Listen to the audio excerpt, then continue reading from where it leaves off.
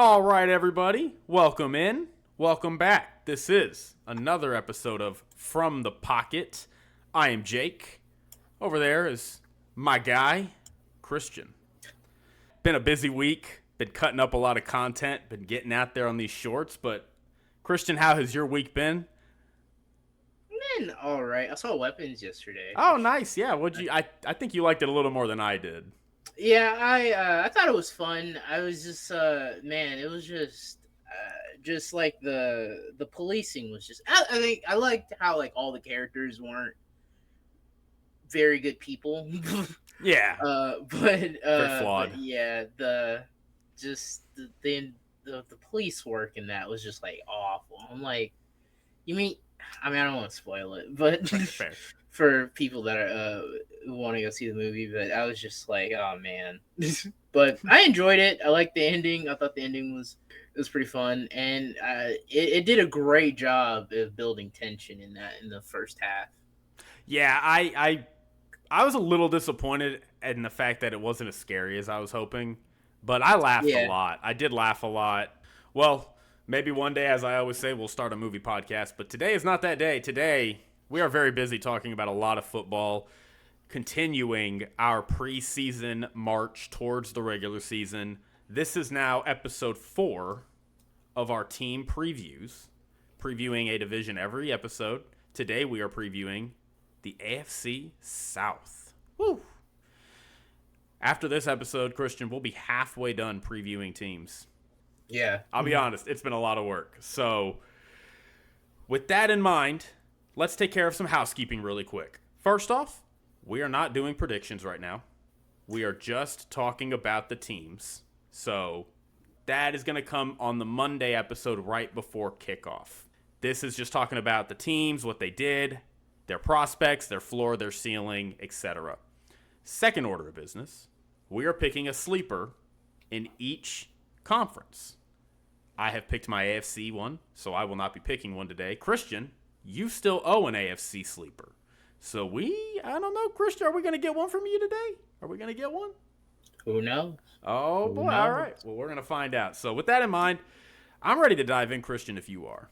Yeah, we can get right into it. All right, let's go. Let's start. We'll go ahead and start with the division winners from last year. The Houston Texans finished 10-7. I mean, they were destined to make the playoffs just because the rest of their division was so bad. The Colts were in it a little bit, but, I mean, they just had no stellar quarterback play, very inconsistent QB play. So the Texans win the division at 10-7. Everybody has them. They're going to lose to the Chargers in round 1, and then they stomp the Chargers, and then they lose a well-fought game against the Chiefs. They were not the better team. They lose. Their season ends. Back-to-back years in the divisional. Christian, off the rip, I'm going to let you kick this off. What are your thoughts on the Texans last year going into this year? Well, I feel like this team was kind of like the Star Wars the OG Star Wars trilogy. Okay. 2023 year 1. Didn't know what we were going to expect. D'Amico Ryan's new head coach, and then they drafted CJ Stroud. So it was a new hope, Okay. Just like a promise. It was just a promising year, and, they killed it. CJ Stroud comes in, and they won the division, like, toward the end of the season. Yeah. And, they go into the playoffs, and, like, he probably might, like, this is probably where the Cinderella story stops, but they win a wild card game. And last year, like you said, 2024... kind of like Empire Strikes Back. Okay. Injuries through like all of their receiving core. Defense did have a huge glow up last year though. So defensively they were great. It was just offense they could not get their footing together. For sure. Now in this third year, what are we gonna get, Jake? Hopefully not Return of the Jedi, because Return of the Jedi is the worst movie in that trilogy.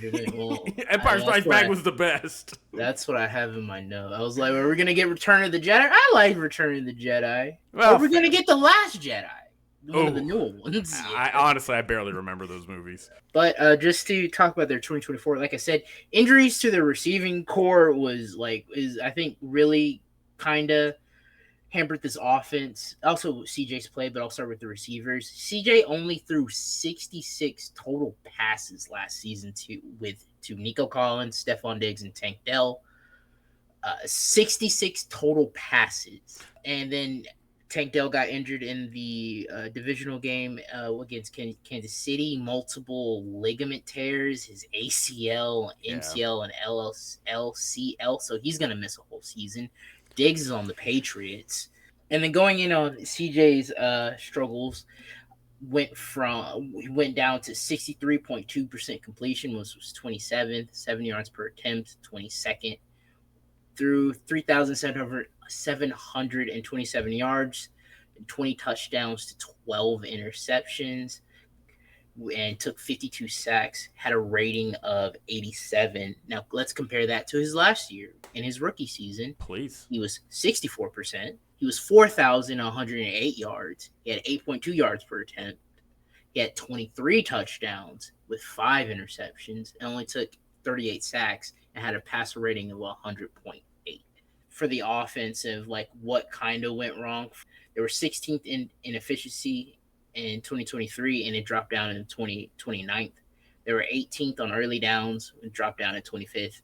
And then they were 15th on points per drive and 14th yards per drive to 24th and 25th, respectively. So, as I said, their defense played really, really well. I know they didn't beat a whole bunch of world beaters, but they did. They got to win versus Cooper Rush. They got to win versus Will Levis, Mason Rudolph, Anthony Richardson twice, Drake May, Caleb Williams, Trevor Lawrence, Tua, and Josh Allen. Josh Allen's.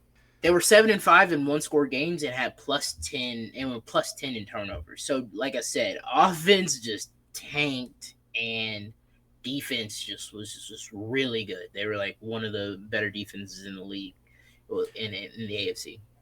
Yeah, I actually have a crazy stat I heard, and this came courtesy of Brett Coleman, who is a Texans fan, actually. So I love Brett Coleman as an analyst. This is the team he probably watches more than any other team. When they were in man coverage last year, they gave up a passer rating of 13.6. The league average was 80.7. They had more interceptions and pass breakups than first downs given up playing man coverage all year long. 13. Damn.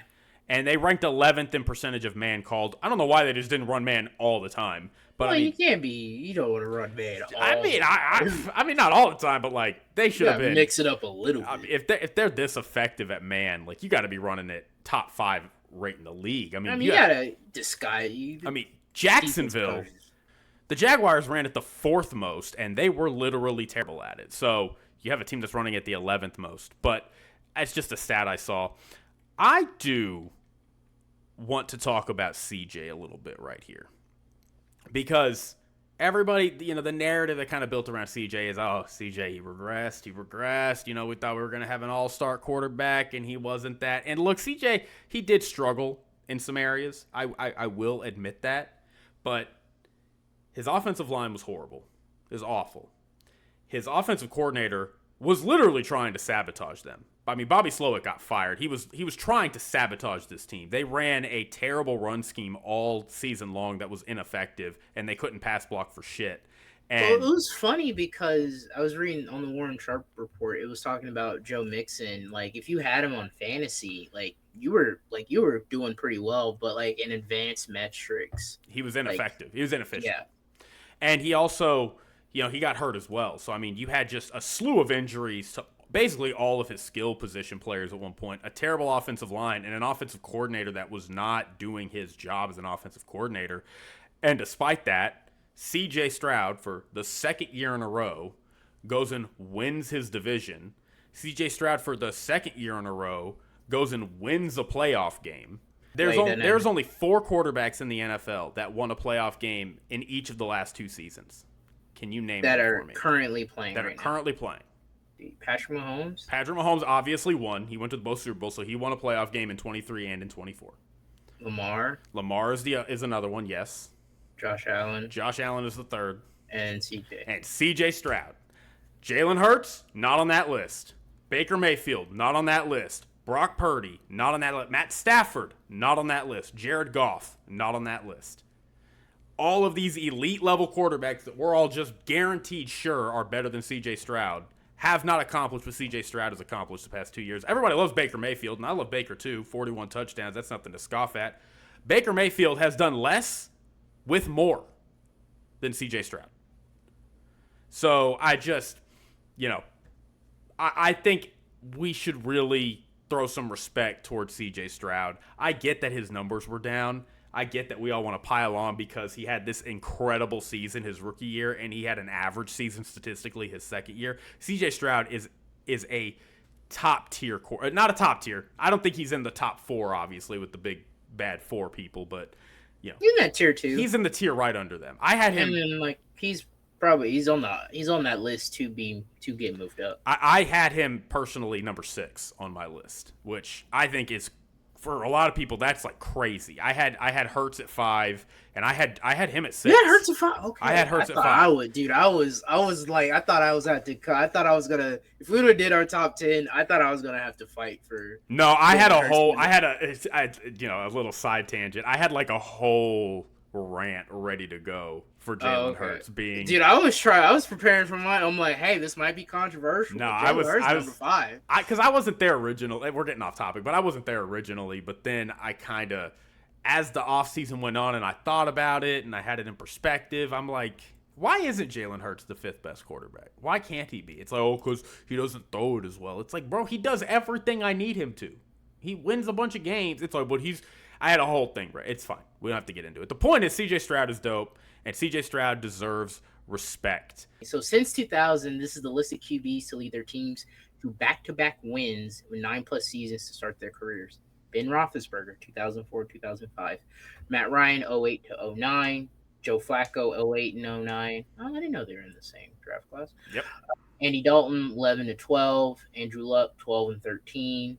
Russell Wilson, 12-13. Dak Prescott, 16-17. And CJ Stroud, 23-24. And that's it.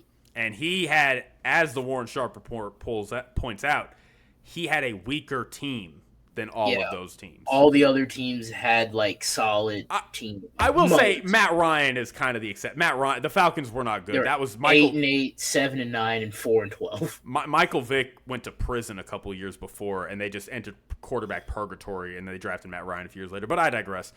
And he did that with Bobby Slowick, who got fired. They brought in Nick Caley from the Rams, and I want to talk about that. Yeah, Everybody stealing people from the Rams. I mean, you get a cup of coffee with Sean McVay, you're gonna have a job. Dude, Liam Coen worked for the Rams in 20 whatever. Yeah, he did. He was their offensive coordinator in 22. Talking about Nick Caley coming over, Nick Caley, I think, is going to. They were kind of running, and again, this is kind of Brett Coleman's analysis, so I want to give him credit because he talks about the Texans. I'm like, please tell me what you know about the Texans, because I know you've watched them more than anybody has outside of probably Texans players. But he talked about how they ran this outside zone all season long and it didn't work, and then they switched to an inside zone, but they switched it way later than they should have. Nick Caley, he thinks, is going to bring much more Sean McVay influence, which is much more inside motion, runs. Yeah. Instead of those outside zones that you see kind of that Kyle Shanahan tree run. So I'm optimistic about it. It worked well last year, and I think you are going to see this offense be more productive as long as health, doesn't bite them in the ass again. Their schedule is harder than it was last year, but again, they were playing on an easy schedule technically, but they were playing with a lot of hurdles, injuries, bad O-line, bad scheme. So good scheme, good health, still bad O-line. Maybe they do a little better. Their O-line is a problem, and I have a whole thing I want to talk about with that. Yeah, you want to talk about their offseason really quick and some of the stuff they added? Yeah. Hey, Texans, let's not sign every player or draft every player that has a J in their name and doesn't have Jalen. Did you notice that? Jaden Higgs, Jalen Noel, Jaden Higgins. They got and they got several players on there, and they tweeted about it. They made a funny tweet. It was the Thanos meme when he puts on the gauntlet, and it was another. I think they added another Jaden or Jalen, and it was So, Yeah, offensively they went with the wide receiver Jaden Higgins from Iowa State. 6'4". Both him and Collins are 6'4", so both really big targets for CJ. So Higgins could line up on the outside, that pairing with Nick Collins, both pretty big receivers, or he can play in the slot. 29% of his routes were in the slot for Iowa State, so he is comfortable with that position. I know they also brought in Christian Kirk maybe to bring that, but that's also could be Jalen Noel in their first pick in the draft in the second round, and then Ursay. So we might see him but right now I think he's just a backup for right now. His blown block rate was 1.4%, according to Warren Sharp, which was the nation's sixth best rate at his position. So I think they might have a stud here at left tackle. They needed it. Yeah, and I think, talking about their offensive line is going to be really bad this year. You know what? I'm cautiously optimistic that it won't be as bad as people think it will be, but it's still going to be bad. This is the first time I have seen this be universal. PFF and Warren Sharp both have their offensive line graded as the worst offensive line in the league this year. Damn. It's bad. I mean, it's really, really bad. So they did draft Arante Ursay in round 2. He is going to compete with Cam Robinson. Cam Robinson, I think it was a terrible addition. Like, there's a reason he was traded halfway through the year last year. He just has not been what he kind of once was at one point. He's just not good. And so I think Arante Ursay will eventually be their starter. They brought in Lincoln Tomlinson, who is older, and he came from Seattle, which we know had the worst offensive line last year. So not ideal. And they brought in Trent Brown, who, from the Bengals, missed almost all of last season and has missed games in 5 of the last 6 seasons. In the decade he has played a full season only 3 times. So I am not optimistic about this O-line at all. Shipping off Laramie Tunsil, which, if there were locker room issues, which is kind of what I've heard, I get it. Oh, I didn't know that. Okay. Yeah. And then they also got rid of Kenyon Green, who is in Philadelphia. He was a guard that never really materialized into being the guard I think they thought he could be, but he's going to Philadelphia now, so he's probably about to be an all-pro. So that's cool. But yeah, I mean, and then they also brought in Nick Chubb. So I don't know if you talked about that, but Nick Chubb is a solid depth piece. Very cheap, too. I hope Nick Chubb has an opportunity to really kind of, get his feet back under him and have a really big role in this offense. I know he's playing behind Joe Mixon, who's going to be the starter, but love Nick Chubb. Big fan of Nick Chubb. So defensively, though, they brought Sheldon Rankins back. He went away for a year, and they brought him back. Darrell Taylor is good depth. They still have Will Anderson, Danielle Hunter, and Derek Barnett. They traded for Chauncey Gardner. And their secondary, Johnson. Exactly. They added C.J. Gardner-Johnson. He's dealing with a knee injury. I think it was either it happened before practice or like during practice or the preseason game or whatever. But the optimism is that he will be back for the season opener for the Rams. And I think even with or without him, I really do think this secondary is among the best in the league. You can have it second or third, in my opinion. It's really in that elite class. I mean, Derek Stingley, Kamari Lassiter, and Kalen Bullock are coming off of awesome rookie campaigns. Jalen Petrie did miss time, but he was really good last year. So adding Jalen Smith, adding Jalen Reed, adding C.J. Gardner-Johnson, I mean, this is an embarrassment of riches in their secondary. So a lot to like about this team, except, as we keep talking about, the O-line. So, Christian, with all that in mind, elite defense, really solid skill position players, maybe even upper-tier skill position players if just one of these guys they drafted hits. Love C.J. Stroud. The depth. They needed the depth at receiver. They do need the depth at receiver. That's a great point, too. D'Amico Ryans, bringing in Nick Caley. Like, we've talked about all of that. What are your expectations for this team this year? I mean, to win the division, obviously. I mean, it's one of the weaker divisions in the league. They do have a bit of a tough schedule. Open up, like I said, on the road with the Rams. They play Tampa. They play Baltimore. We think San Fran will be better. Your Denver Broncos, the Bills. I mean, I think the expectation should be to win this division again. Hopefully, getting past the wild card round and getting past the divisional round into that AFC Championship game. But I don't know. I mean, they do got good tests. They play the Bills and Kansas City, the teams you will see in that probably in the divisional round. So And the Ravens. and the Ravens. I did say the Ravens. First place schedule, baby. So we will get a chance to see what they look like against the upper echelon teams in the AFC. But but I just don't. I gotta see it to believe it. I think this is a divisional round team, but they could make really good strides at it with Nick Caley. Hopefully, they don't have too many injuries. Maybe this offensive line could just gel for a season. Maybe not have too many, knock on wood, not too many injuries there, and they can all just gel as a unit. But yeah, this will be one of the teams we will talk about throughout the year and be, one of those teams in the AFC. I mean, I think this team is very, very well built. I do, again, like the new offensive coordinator. I feel like if they could just get back to being average offensively, like this is going to be an 11-win team. I still think their defense is elite. The harder schedule does give me pause, and I think we both expect Jacksonville to be a little better. We'll talk about it in a second, but if they do struggle to protect CJ doesn't really progress, doesn't get better statistically or visually. They can't run the ball, and the schedule just kind of eats them alive.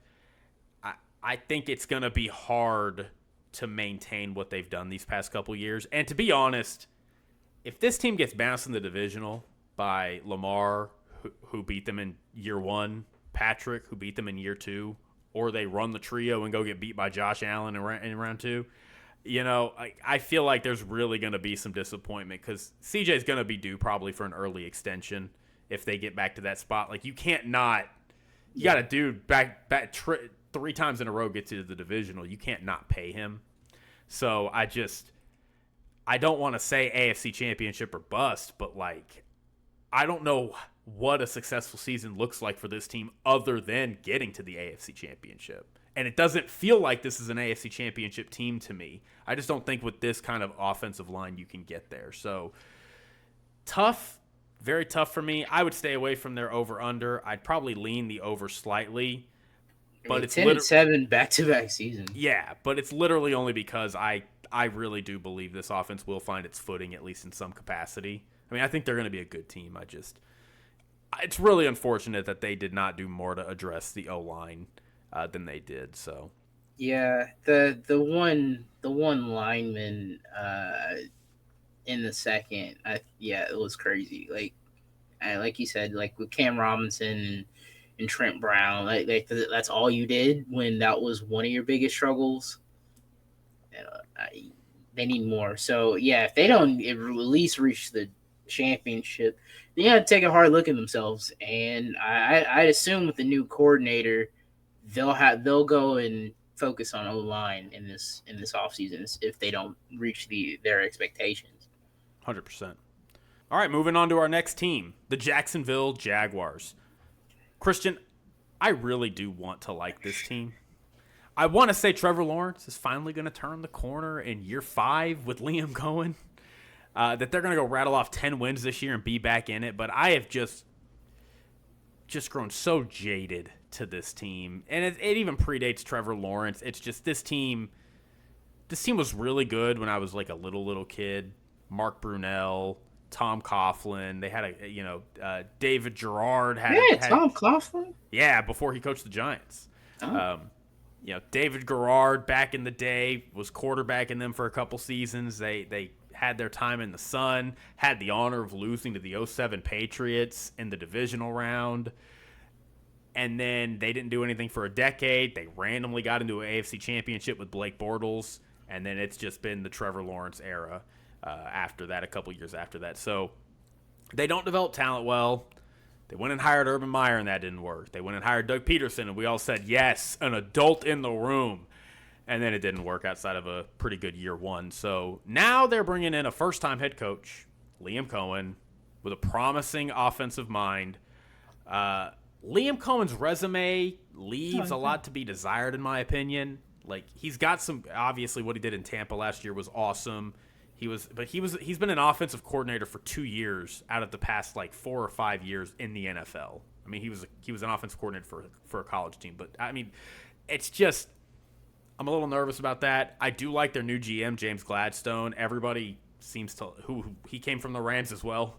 Everybody who worked with him just seems to love him, and he's a really young guy, but he just seems like he's kind of one of those wonderkins that's really got his head screwed on right. So, and he was very aggressive at turning over this roster. So, Christian, I have some stuff I want to say about their 2024 season. I want to give you the opportunity to come in here, though, immediately. What are your thoughts on this team and where they stand? Well, Jake, we have stumbled upon my sleeper. Holy moly. I need to get a sound to play when we announce our Yeah, sleeper. That'll be next year. But, dang, okay, so this is your sleeper. Yeah, I'll let you go off. Go ahead. I mean, I don't have really a lot to say. They do have a easier schedule. The first half of their schedule is a little harder, but they got games against the Raiders, Cardinals, Titans, Colts twice, Jets, Titans. That was like after their bye in week 8.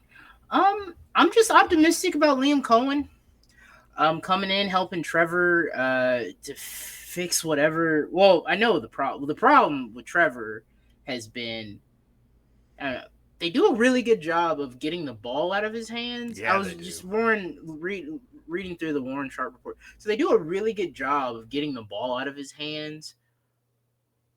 But he's terrible at third down. I don't know if he's scared to get hit or he's just I don't know what it is, but he's really bad on third downs. Which it's crazy because like he's the NFL prototype. Like he's 6'6", 220 pounds and 10-inch hands. I guess He's even got the beautiful hair. Got the beautiful hair. Like he looks like a quarterback, but like he struggles so much. So we talked about it with Liam Coen and Baker last year. I think what will really help with Liam Coen, I think he'll bring his philosophy over, passing it on early downs and then shortening his target of depth. So maybe we're going to probably see a lot more passes behind the line of scrimmage. Now, overall, weapons-wise, a lot to be desired. I am excited about also, another thing that I'm excited about this team is Travis Hunter, obviously. I think he'll probably be playing more receiver than corner, but we probably will see him on the defensive side. But, like, outside of Brian Thomas Jr., who was phenomenal last year, and Travis Hunter, there's really, I mean, what? They brought in Dewame Brown. Yeah, it's a little after Brian Thomas Jr., who, really quick just to say, an incredible rookie season. Rookie season. Insane, yeah. Yeah, I mean 1,300 yards, almost 10 touchdowns, phenomenal. And Travis Hunter, obviously, as you talked about, it's really light. I mean, Dewame Brown, and they drafted Parker Washington. It's not a lot there. They lost Evan Ingram, so that's another weapon gone. They got to get Trevor Lawrence fixed. They're paying him $55. Like, he's up there with Josh Allen and Lamar. He's getting paid like he's a top quarterback.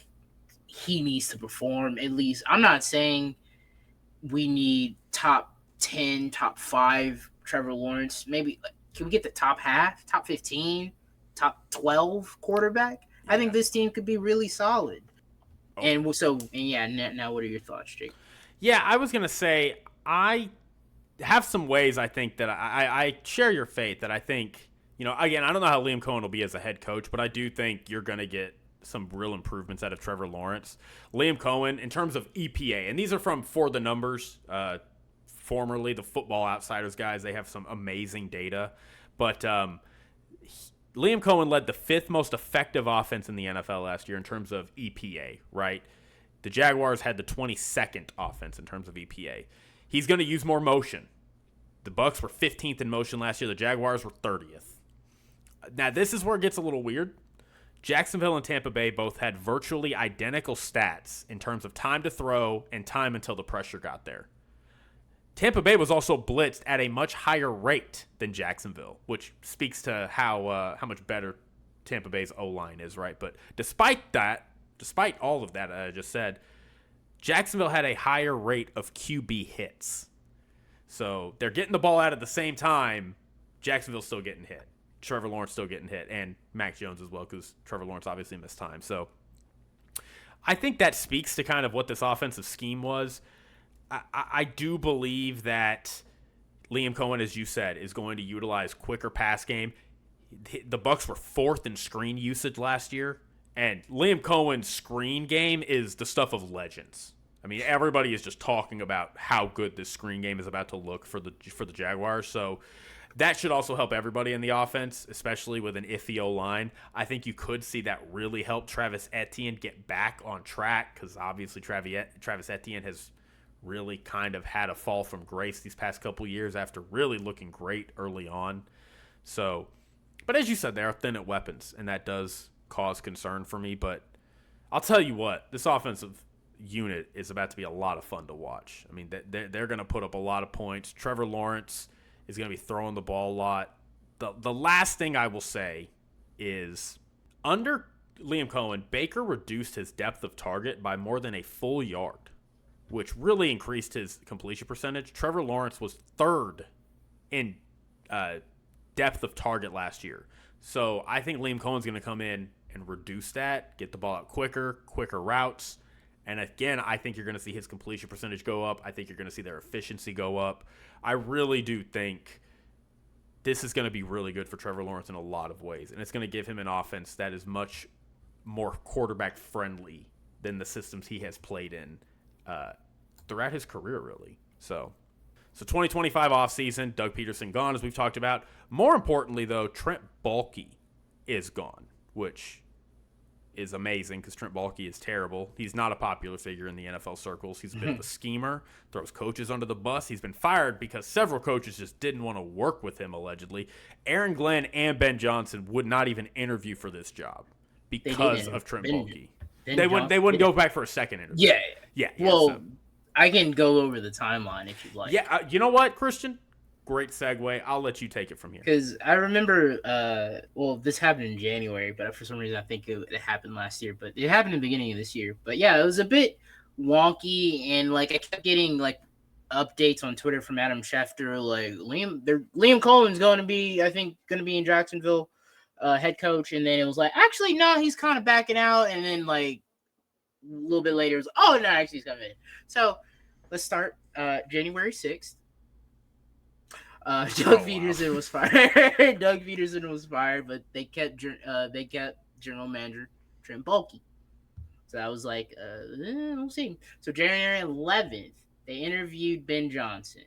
Now they were looking like they were gonna go offensive. Hey, we just paid our quarterback $55 million a year. We're probably gonna go offense. Offensive dude. And Ben Johnson at the time, I think in the interview, he wanted a franchise QB. Yeah, so that's why he's in Chicago right now, because he thinks they have a franchise QB. January 15th, they interview Liam Coen. So just a few days later, they brought in Coen. It looked like it was going to be Coen or Johnson at the time. Then a week later, a week and a half later, January 21st, Ben Johnson passes on the Jaguars job, and the Atlantic reported that Johnson had no interest in the Jaguars job because he didn't like their setup. Yeah. He didn't like their setup. Trent Baalke. Yeah. So the next day, January 22nd, Coen decided not to show up for his second interview. He backed out of his interview and was gonna stay with the Bucs. Now it's reported that the Bucs were gonna offer Coen a 3-year deal, and he was gonna be one of the highest paid coordinator, probably the highest paid coordinator job in NFL history. He was gonna get money akin to head coaches, from what I remember. Yeah, he was supposed to get a big paycheck. And he apparently ghosted ghosting the Jags. They're like, "Hey, you coming in?" He's like, "You coming in, please? Are you gonna be our head coach?" And he just like didn't talk to him. And a few hours later, after not hearing back from their Tinder match, and Liam Coen, they fired Bulky that day on January 22nd. Yeah. And then the next day, January 23rd, they reach out to him again. We fired him. We fired him. Like, hey, our ex, we kicked him out. We kicked out our ex. And then Liam Cohen's like, you know what? I always did like you. I like you. Yeah, and so he came over, and I just think that was like a really weird, funny thing how he got this job. And it talks and speaks to how people didn't like Bulky there. So they hired new GM James Gladstone, so from the Rams. So I think the Jags might be on the up and up, but it's you got to see it to believe it. Yeah, do you want to talk about this defense, or you still want to go over? Really quick, I just want to highlight my disappointment because you left out literally the most important detail in this whole story. Oh, no. When Liam Coen gave us the gem that was Duval. Yeah, he did have a gem of a We're going to talk about that for years. He's going to be fired 3 years from now. And that's going to be the thing they play. You're going to see that as a meme to death. Yeah. Anyway, I digress. They're probably going to play it during the games. During the games. Man. Oh, wow. All right. On the Jumbotron.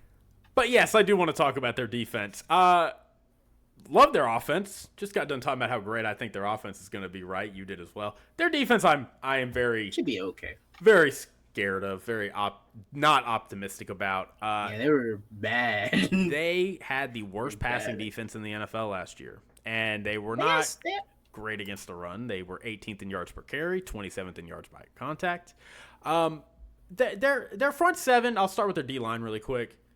It has some real dudes on it. Trayvon Walker has really come into his own since being the first overall pick a few years ago. He led the league.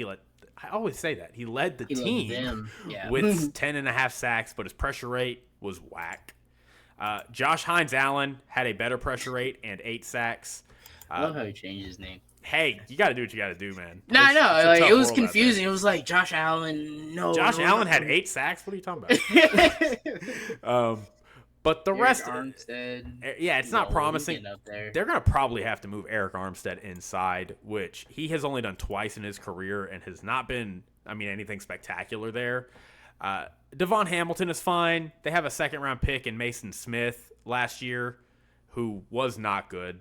He was a healthy scratch for some of the games. They have a second-round pick that they're literally like, we don't even want him activated. He's like, I'm ready to play, coach. They're like, yeah, we don't want that.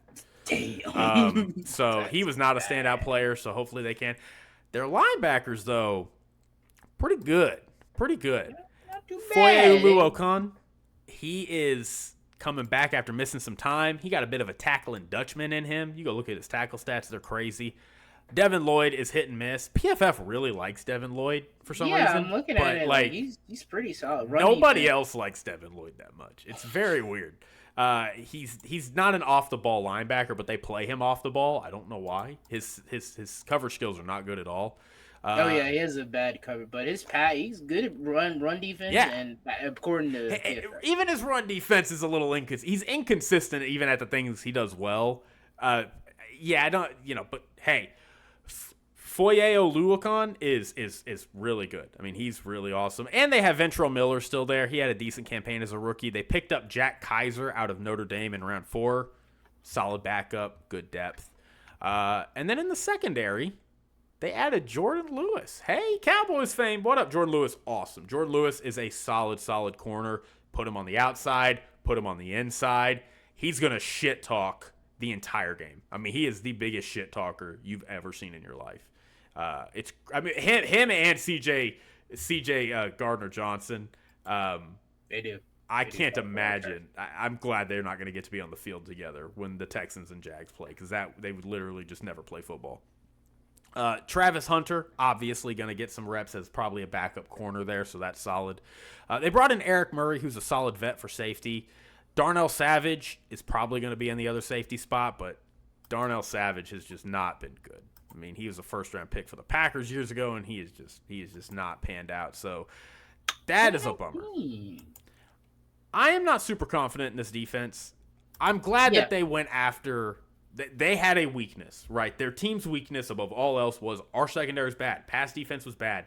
Now, some of that was, as we talked about with the Texans a little bit, they did not have the dudes to play man coverage. And they said, what if we played man coverage fourth most in the league? And it's like, you don't have the guys to do that, y'all. And they're like, we don't care. So, so let's see what happens. Yeah, and they're getting burned. It's not good. I really don't understand why they had that approach, but hopefully better coaching will not do that. But they did attack their secondary in the offseason, so I'm happy about that. And their D-line and in the draft, too. Yeah, so. A lot of defensive players. Do you have anything on their defense you want to add outside of what I just went through? No, not really. I bet. We'll talk about where we think this team will finish then, Christian. I feel like we're blowing through these teams. It's hard to believe we've already been talking about the Jags for 20 minutes. But, damn. Yeah. I mean, I'm curious to, this is your sleeper, Christian. I want to hear what you think about them. Like, when you say sleeper, where do you picture them ending up? I think they could challenge for this division. I don't think they'll be successful at it. They got a tough start. They get a nice little what do they call them in college? A warm-up game. They get a warm-up game in week 1 versus the Panthers at home. But then they got to go on the road to the Bengals. Now, Texans, they play them tough here and there, so I could see them splitting with the Texans. They got to play San Fran. They got to play Kansas City right after that. They also play the Rams in week 7. We'll see about that. Matthew Stafford. I don't know what's going on with him. They play the Chargers and they play your Broncos week 16. But after that, they don't really have take that L. Too bad of a schedule. So I think they could challenge for this. I don't think they'll get it, but it can be like, late in the season, like, hey, Jags right there in it. But I think this is like a 6th or 7th playoff spot team. It's like you're reading off my notes a little bit. I honestly, I did not. It's mind melding a little bit. No, I totally agree. I have their ceiling at 10 wins in a wild card spot. I think they could compete for this division, but I don't think it'll be because they win like 12 games. I think it's going to be because Houston struggles. I think their path is we're better than you thought we were, and Houston struggles. That's how they get the division. Their floor, I think it's 7 wins. I mean, again, I don't see them hitting their floor. I think they're going to be somewhere in between the floor and ceiling. But that's rough. They win 7 games. Yeah, I mean, I think this offense will be really good, so I don't think that'll be the problem.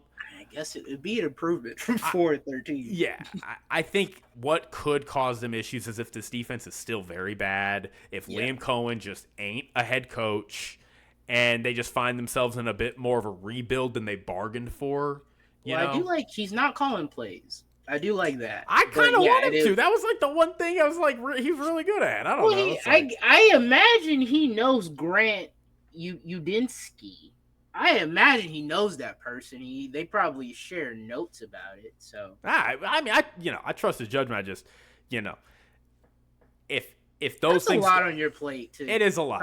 First time head coach, you're right. I should give him. That's a lot on your plate to be. I'm calling the plays. Also, I'm looking over the entire team. And it's my first year doing it. No, you make a good point. I got to worry about, situational football, third downs, when to use my timeouts, when to challenge. Like, that's a lot. It is, yeah. No, I hear you. You make a good point. But, yeah, I mean, offense, I'm excited. I'm going to watch a lot of Jaguars football this year. I'm hopefully. I mean, they got Monday night against Kansas City in week 5. That's their only, and they love their international games. They're gonna be the first London team. Book it. Yeah, they're gonna be the team that moves to London when we finally have a team that does it. Man, I'd be pissed.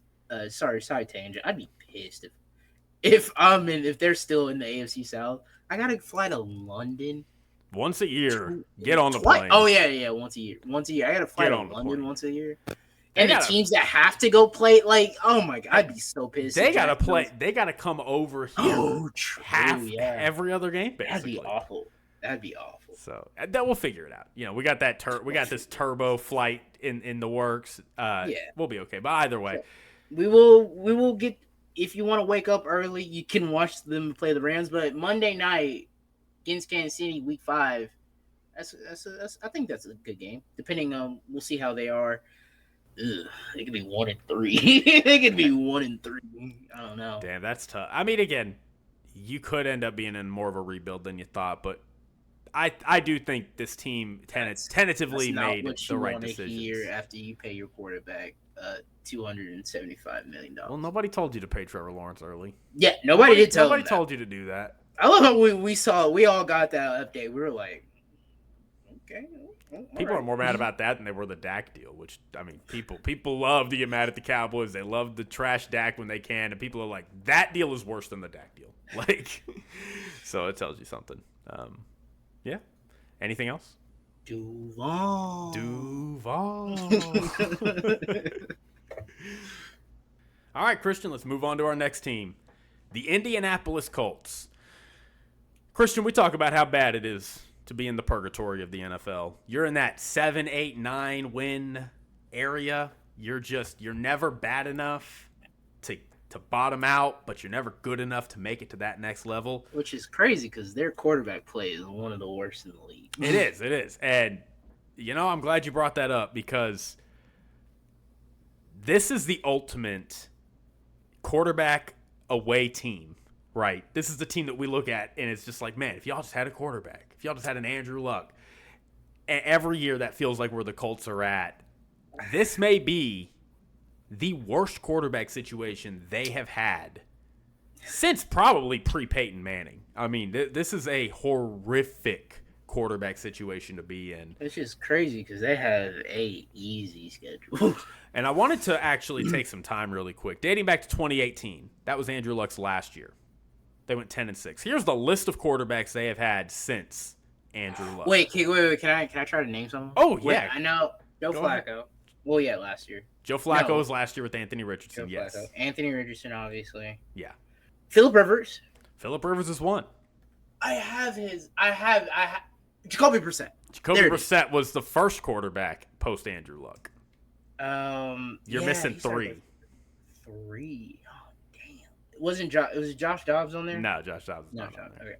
God, I was really hoping Jacoby Brissett was going to take off most of those years. No, he was 1 year. He was a 1 year guy. Damn, they've had so many quarterbacks. Golly. Ooh. One of them was Anthony Richardson's backup his rookie year. Anthony Richardson got hurt early on. Gardner Minshew. Gardner Minshew. Nick Foles? Give me another hint. He was an older quarterback. He played with one team for a long time in the NFC, and then he had 1 year where he went over here and it just all fell apart, and he is now in the booth at CBS. Well, he's on their panel at CBS. Alex Smith? No, not Alex Smith. I can't name that one. I can't think of that one. Matt Ryan. Yeah. Matt Ryan. You want to guess the last one? Yeah. Yeah. Give me another hint. This guy, if you recall, this was after Phillip Rivers. This was the year after Phillip Rivers. They went to the playoffs with Phillip Rivers, lost to the Bills, and then the next year they trotted this guy out. He was a promising former top pick in the draft. Didn't pan out with his original team. They got to the end of the season. They lost a game against the Jaguars and missed the playoffs by a game. Oh, man, that does sound familiar, but it's not. Carson Wentz. Yeah. So, to recap, after Andrew Luck, Jacoby Brissett, Phillip Rivers, Carson Wentz, Matt Ryan, Gardner Minshew, Anthony Richardson, and Joe Flacco. Those are all the quarterbacks that have started for the Colts. I believe maybe there's like one rando guy in there I missed, but those are the premier starting quarterbacks. So forgive me if I feel like I've seen this movie before when I say they're trotting out Daniel Jones and Anthony Richardson. I don't think it's going to go well. Don't get me wrong. I don't think it's going to go well. We have seen teams, quarterbacks that have been given up on, and they go to a new team, and sometimes it just clicks. Yeah, it's true. Sam Darnold last year with the Vikings. Geno Smith with the Seahawks. Alex Smith. Baker. But no, this team isn't good. Yeah. This is terrible quarterback play. As we saw Anthony Richardson in that, we all saw the clip of Anthony Richardson in the preseason where, and from all the from everyone I have seen, from the film nerds and all that, I've seen people's like, no, he messed up. Like, he didn't recognize the blitz, and he just took a bad sack and had his finger. I don't know if you saw his finger was like his pinky's all broken, I think, or something, or fractured. Yeah, so I don't know what's the deal with Anthony Richardson, because he has all the attributes you want. Like, he's kind of like a Cam Newton type. Like, he's big and strong. He's athletic. He has the arm talent. Like, he's like number one at throwing the ball, at least, I think, was it like 7 yards, but he doesn't complete them. He's like he's a touchdown and 6 interceptions, I think. He completed under 48% of his passes. Even with a clean pocket, he was completing like 52% of his passes. I mean, you have like upper tier quarterbacks with a clean pocket. They're completing almost 80% of their passes with a clean pocket. I mean, it's bad. In terms of accuracy, it is one of the worst performances by a quarterback since 2000. So it's really a shame. And again, like, they got a little lucky because they bottomed out with Matt Ryan, right? They went 4-12, get the 4th overall pick. It's 3rd or 4th. I can't remember off the top of my head. They get him. He gets hurt early. Gardner Minshew leads them to 9-8. They go into his second year, and it all just falls apart. Now we're sitting here going, dude, this guy's not even like an NFL quarterback. Like, what are we going to do about this? Now, I don't know if you have anything else you want to say on that, but I do want to say defensively, they were not very good last year. They have talent, but they ranked 20 in the 20s in basically every pass in every category. However, they also did rank dead last in average time of possession per drive on offense. So that basically means their defense was on the field a lot more than it probably should have been. So now I did want to talk about some off-season commotion really quick. Commotion? They lost their owner. Jim Irsay died. Oh, yeah. Jim Irsay died in May. I did forget about that. And R.I.P. Sorry about that. Yeah. R.I.P. Jim Irsay. His family is taking over the team, though.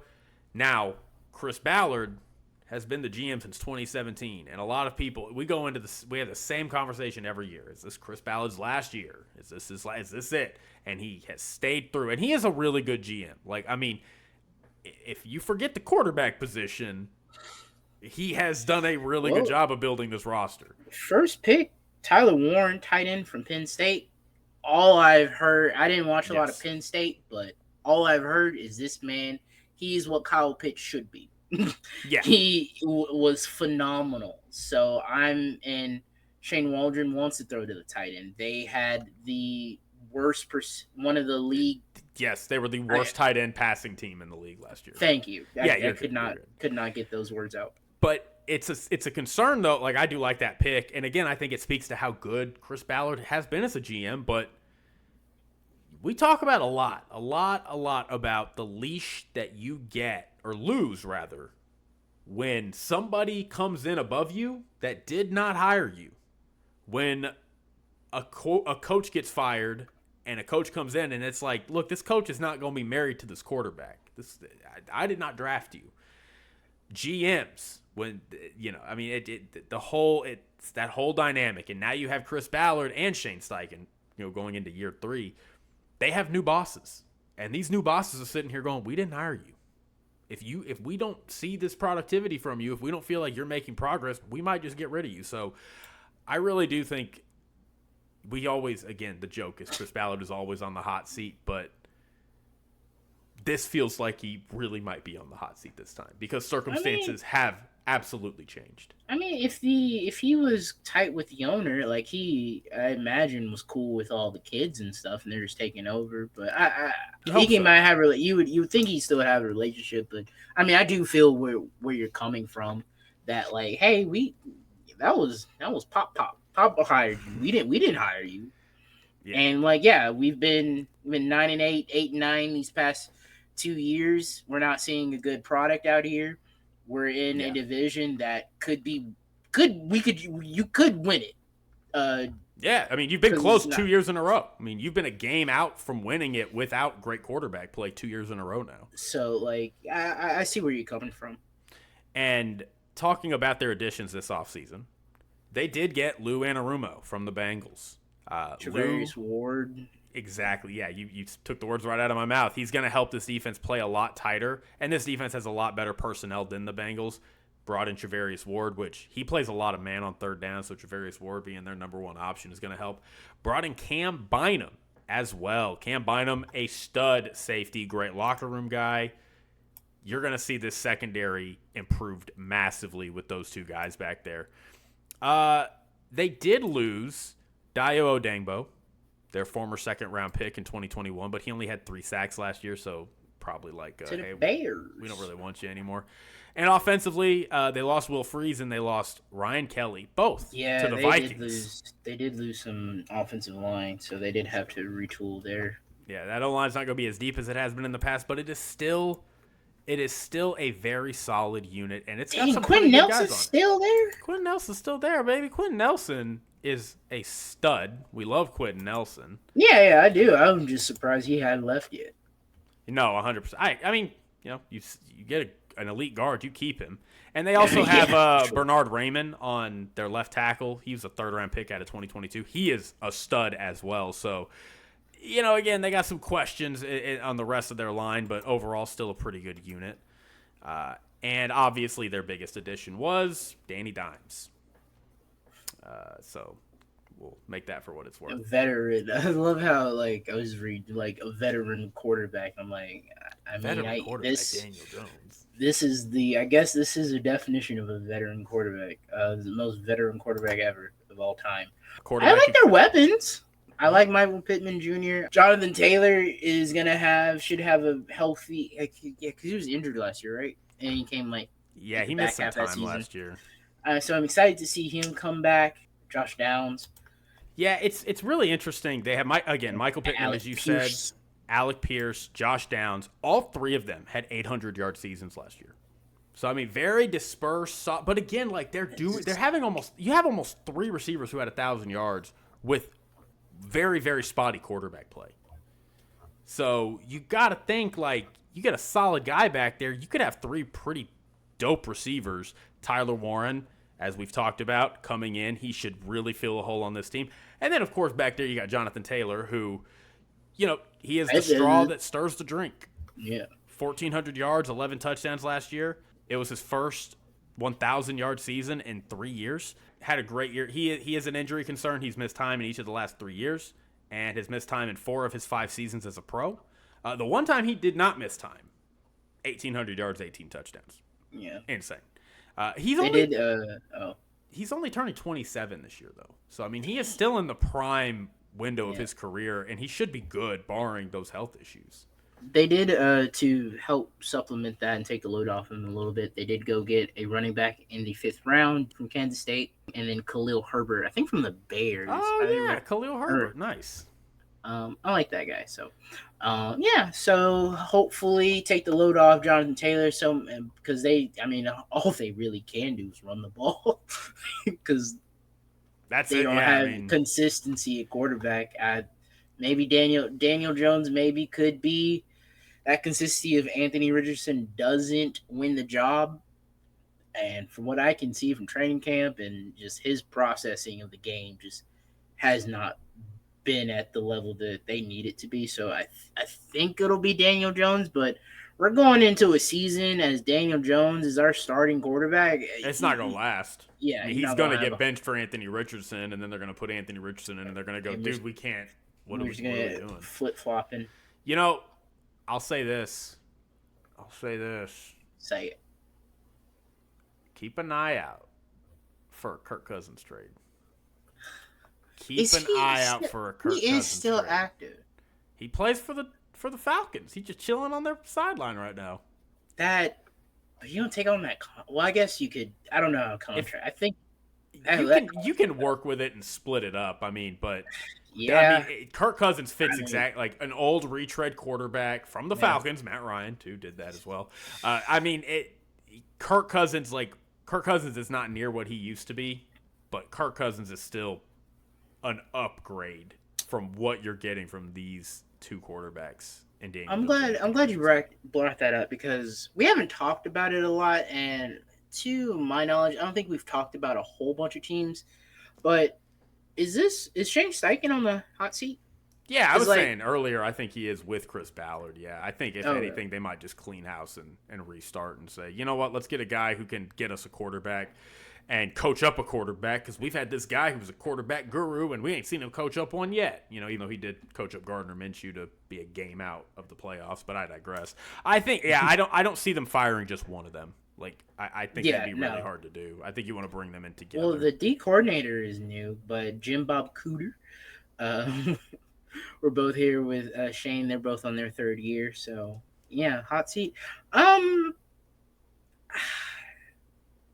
I like Shane Steichen. I think he can be a really good offensive coach, but you need to get him a quarterback. And Daniel Jones and Anthony Richardson, that ain't it, son. Like it's ain't bad. It. It's bad. I mean, it's really, really bad. And again, I like Lou Anarumo too. I think that's a great addition. I like so much of this team. It's like every year I'm like, man, I like the Colts. Their offensive line is good, and they got some good weapons, and they really did a great job on their defense and brought in Lou Anarumo. And it's like, oh, but they're trotting out terrible quarterback A, B, C, D, whatever. Insert any name you want. 2 primetime games. Yeah, that's a surprise. And one of them is international. They play the Falcons in Week 10 overseas. That's it. Right there. Kirk Cousins' revenge game. They get a Monday night game in Week 16 at home versus the 49ers. Nice. So, and I do want to talk about their defense. Been going off about Lou Anarumo. I do like this unit a lot. They have been lacking on their defensive line for a couple of years now. They have talent. They have talent. DeForest Buckner and Grover Stewart. Leatu Letu is going into year 2. Kwity Paye had a solid season last year, and Samson Ebukam should come back after dealing with an injury last year. They picked up JT Tuimoloau. Did I say that right? In the second round? Yeah, in the second round. It's such a hard name to say, but either way, I digress. And with Travarius Ward playing man outside, that should allow Kenny Moore to line up inside at slot. And then Nick Cross and Cameron Biden are going to be a solid duo back there for safety. So this is going to be a really, really good unit, I think. My understanding is, and again, this is going back to some Brett Coleman analysis. Always shout out Brett Coleman when I can. They're good at getting sacks, but they have a low pressure rate. And he hypothesizes that's because they play as individuals on the defensive line, not as like a unit. So he thinks, and I do agree, I think Lou Anarumo is going to go in and really tighten up this group and make it to where this... They need to do some trust falls. Yeah, exactly. Like they're going to be much more of a team doing something rather than just four dudes rushing to get a quarterback and not helping each other out. They were terrible at cleanup sacks. They were terrible at quick sacks. They were terrible at long plays that were extended in sacks. They were really, really good at sacks between this very narrow time window, those medium time in the pocket sacks. So, yeah, I mean, there's a lot of room for improvement, but I think they'll get that. So, with all that said, Christian, what is your expectation for this team? I know, quarterback play is going to be a hindrance for them. Where do you see this team landing? What is it? 8? Oh, 7.5. I don't know, man.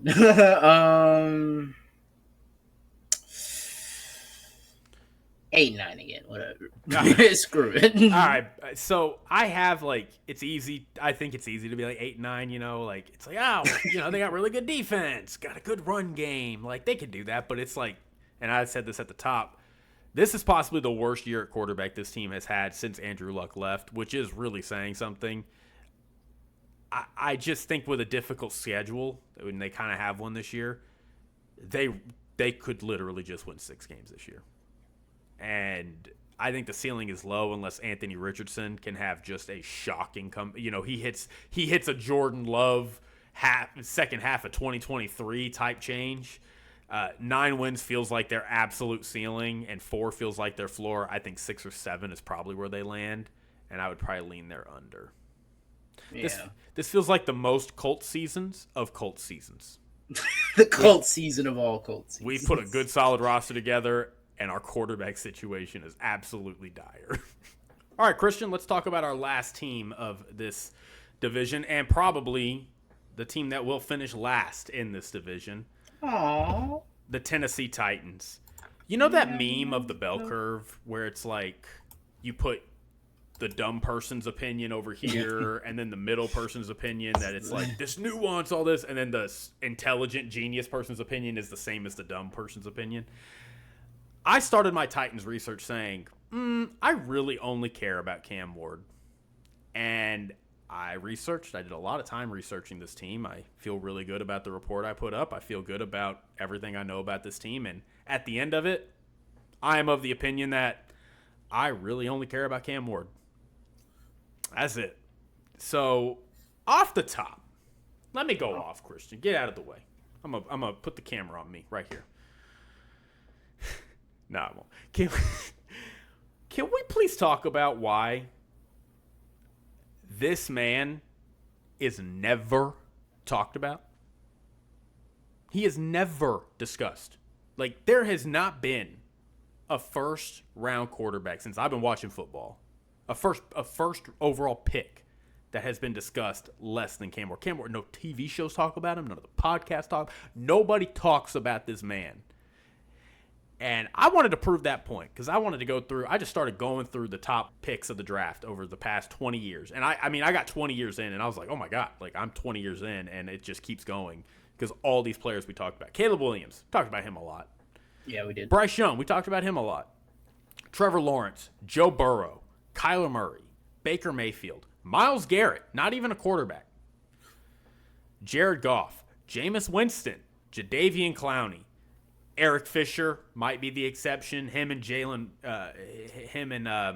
Trayvon Walker are probably the exceptions, right? But Andrew Luck, Cam Newton, Sam Bradford, Matt Stafford, Jamarcus Russell. Like, the list goes on and on and on. All of those quarterbacks we've talked about more coming into their rookie season than we have Cam Ward. It's just unfair. And I just want to go off a little bit on this too because Cam Ward has an elite arm. I mean, he is a gunslinger and he is very athletic. He hits. I liked him more than Shedeur. I did too. I mean, I think he should have gone first overall. He was a better prospect than Shedeur. And he can hit receivers at all 3 levels. He has great intangibles. His attitude, his awareness, his work ethic are all fantastic. Yeah, he is the few interviews I've seen of him. The thing that's getting memed is he called them mid. Yeah, offense is mid right now. But I think I don't even think that was like a bad thing to say. I think he's been saying like all the right things. Like I totally agree. He's been great at embracing this role, being this franchise QB. But I think to your point, and just kind of answer it and give you my thoughts and opinion. Yeah. It just don't have any. It's just nothing special. And nothing special about this team. Like Calvin Ridley, he's a little past his prime. Like there was one point, he was a huge stud. They did bring in Tyler Lockett, deep threat. Van Jefferson, I do kind of like him. Tony Pollard's there. They drafted 2 rookies on the wide receiver room. Offensive line, nothing to write home about. Defense, Xavier Wood. There's just it's just a lot of just. I don't think this team's gonna be very good. No, they're gonna be bad. This is gonna be a bad team. This is their wins are at 5.5. I mean, as long as Cam Ward looks good, I think that'd be a positive. No matter how many wins they get. But yeah, I am pulling for him, and yeah, that is a That is crazy. Yeah, I'm not seeing anybody talk about like all first things first. Want to talk about is Patrick Mahomes and how he's being disrespected. And Micah and the Cowboys being silly.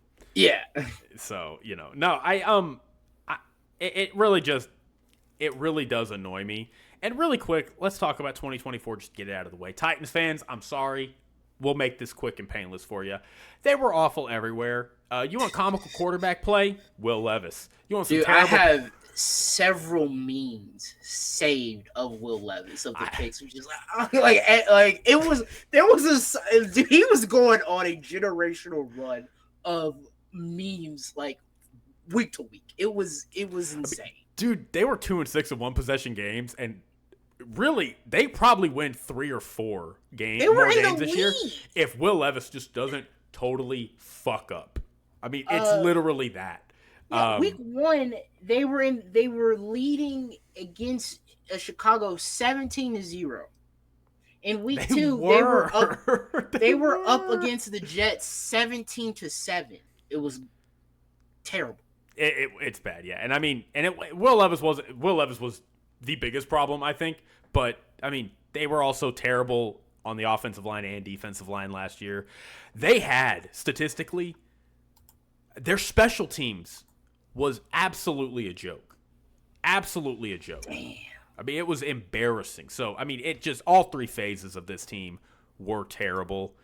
And going into the 2025 offseason, they lost Harold Landry and Kenneth Miller on their defensive front 7. They also, in their back secondary, lost Quandre Diggs at safety. And Chidobe Awuzie left of Cowboys fame. Holla. Now, they added Dan Moore on the offensive line, which, like... Kevin Zeitler. I don't know why they paid Dan Moore $20 million. I mean, I kind of get it. Like, you have a... They need it.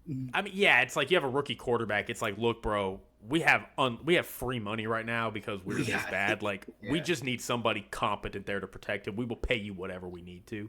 So I get it, but I mean, they overpaid him. Yeah. Kevin Zeitler, who is... I think I checked. Somebody fact check me. I think I checked. Oh. Kevin Zeitler just celebrated his 53rd birthday. No, it's not. That's a joke. That's a joke. That's a joke. I was like, I mean, he has been playing since 2012, so God. Really no, I think he's like 35, but I was like, oh my God, he's down. Cody Barton. He had a good year last year. Yeah, I mean, he's fine, but he's not like a long-term answer. And then Cody Barton is on his 4th team in 4 years playing linebacker for them. You talked about Tyler Lockett already, and then they added Xavier Woods. So in the draft, of course, who'd they draft first round? Oh, that's right, Cam Ward. They drafted Femi Oladejo. I wouldn't even. Okay, I'm not touching that. I thought he was probably a reach, but NFL.com has him graded as an eventual average starter, which you're picking in the second round. Second round, more than that. Kevin Winston is not bad at safety. He was a bit of a gamble. He missed basically all of 2024 with an injury, but he was really good in 2023. So we'll see how he does returning from that and playing obviously at the NFL level. And then, as you said earlier, they picked up some receivers. They picked up Chimere Dike and Alec Iomanor, which the latter has struggled with injuries. So, yeah. And then Cam Ward, just a quick one more note. Obviously, I said very athletic, elite arm, great intangibles. He's a little loosey-goosey, though. He got some cleaning up to do. He likes to play hero ball. He's a little loosey in the pocket, so fix that a little bit. But I felt like most of his Miami games, they'd be losing, and then in the second half, he'd figure out a way to do it. He's a gunslinger. And, I mean, he was throwing NFL-style passes in college. I mean, he really, there is a really good chance that, we're going to get through Cam's we're going to get through his rookie season, and we're all going to say, man, this guy's, got upper-level arm talent. He's not just an average quarterback, in terms of his talent and and ceiling. So I really like the Cam Ward pick. I really do think he could work really well as long as this team does what they need to do. That said, and I'll let you pick up here a little bit, Christian, I would have liked them to have done more to support him. So you can't fix it all at once. Yeah, I really wish they would have gave him a better receiver. They're okay. Tyler Lockett's kind of. Tony Pollard is. And they got Tajay Spears back there, but My issue with their core, it's awful. It's. I mean, I think they have the worst skills position group in the entire league. Calvin Ridley is your one. Van Jefferson, Tyler Lockett. Treylon Burks has been a disappointment and is out with a fractured collarbone. He had 34 yards last year in 5 games played. Former first-round pick. Damn. I mean, again, Tony Pollard, Tyjae Spears. Like, they're not bad, but it's like you cannot be average or below average everywhere. And they are. They didn't do a great job with getting him, but I mean, if he does pop or show really good, tangibles and stuff like that, I mean, next year we could see the Titans go out spending a bunch of money. I agree. I agree. They have they're kind of almost evenly split on their spending. Like, I mean, slightly more on the offense because of those offensive line signings with Dan Moore and Kevin Zeitler. But other than that, they're not really paying too many. They're not really paying anybody else. So no, I agree. And the other thing I wanted to add is their O-line. Like, that is an area they did attack. Their 2 first-rounders before Cam Ward, Peter Skoronski and J.C. Latham. So, like, they have a lot of high-level draft capital invested. Obviously, we've talked about Dan Moore and Zeitler. And then Lloyd Cushenberry missed a lot of time last year at center. He is back. So you got 5 dudes that if you're the Titans, you feel good about. So it's just rookie quarterback. It's like, can you get him a receiver? Can you get him, like, somebody to throw to? Like, anybody? Go trade Stephon Diggs. Calvin Ridley. He was good 5 years ago. Yeah, so. And then defensively, some nuances, but overall it's not a great unit. Their defensive line has 3 good players. I mean, Tavondre Sweat had a great rookie year, earned some Defensive Rookie of the Year votes. Jeffrey Simmons is easily their best defensive player. Sebastian Joseph Day isn't bad. And they added, again, Femi, as I said, he should give them some depth. They're getting L'Jarius Sneed of Chiefs fame back. He missed a lot of time last year, his first year in Tennessee. And they have Roger McCreary in the slot. Amani Hooker's back there with Xavier Woods. So, I don't know, man. That's the team. Yeah, that's how I feel. That's the team. I don't know about this team. This team really, is not going to be good. We really just want Cam Ward. We just want to see the Cam Ward light show. That's really all we're looking forward to, and hopefully he can do it. They didn't really support him that well, but it is what it is. But he could eat. Hey, is this gonna be? Are we gonna get a Jaden Daniels situation? I don't know. I feel like there's always a quarterback we don't think will pop, but then they do. Well, I guess there was hype. There was hype last year for the Commanders, but there's no hype here, so they're not coming into the season with high expectations. So maybe that could be a boost for them. Like, hey guys, nobody believes in us, so like if we all band together, and you do see that like across sports. So I'm rooting for the Titans, but I mean we're not gonna get to see them. First overall pick and no primetime games is insane. I mean, what is that? Like, see, I should have looked that up. I would be so curious to know. It was on Warren. I'm just looking at the Warren Sharp thing, and I was just looking. I was like, they have no primetime games. When is the last time that happened? I would like to know. I might look that up. That goes to show you just how much we don't think this team is going to be good. Their first Isn't two that home bullshit? Their first 2 games are awful. They got to go on the road to Denver. First game of his career. He has to go possibly the best defense in the league. Second game, he has to play the Rams. Now Matthew Stafford, we'll see about his health, but you got to play the Rams week 2. You get a game against the Colts in week 3. You got to play a Texan. Then you got Houston twice. 3-game.